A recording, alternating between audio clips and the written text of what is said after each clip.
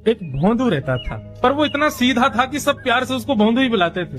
गायों की सेवा करता था और जिस आश्रम में रहता था वहाँ के गुरुदेव शाम को प्रवचन करते थे तो सबसे पीछे बैठ के सुनता था। भोंदू को लगता था गुरुजी जो बोल रहे हैं ये बिल्कुल सत्य है, इसमें कोई झूठ नहीं है।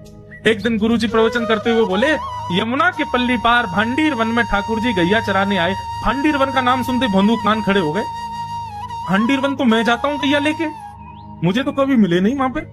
अरे मुंह में ही कमी होगी, मुंह में ही सामर्थ्य नहीं होगी उनको देखवे कि मैं ही नहीं देख पाए होंगे, वो तो आते होंगे वहां पे, मुझे ना दिखे होंगे। भोंदू ने पहली बार जिज्ञासा करी, गुरुदेव ठाकुर जी दिखते कैसे हैं?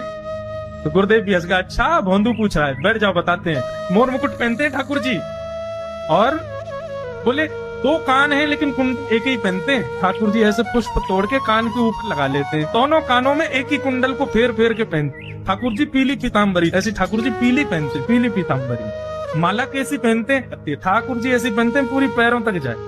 ये देखो गुरु जी कह रहे हैं तो निश्चित है भंडीर वन में आते हैं ठाकुर जी। भोंदू अपनी गैया लेकर के भंडीर वन पहुंच गया।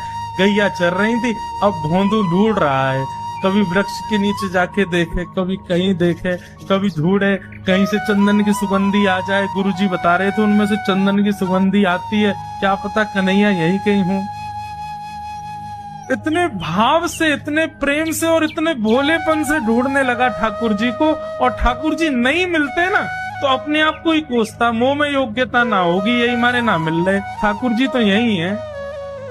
गुरु जी की बात गलत नहीं है, ठाकुर जी तो यही है।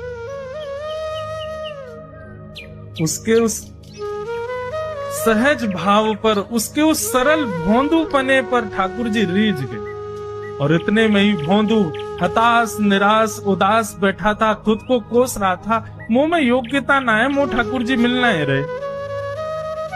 इतने में ही देखा सामने से असंख्य गायों का झुंड आ रहा है, और भोंदू ने जैसे उन गायों को देखा, ऐसी गाय कभी देखी नहीं, अलग गाय, सींग चमक रहे हैं, सींगों के ऊपर के भाग में सोने चांदी मड़े हुए हैं, ऐसी ऐसी सुंदर सुंदर तंदुरुस्त गैया।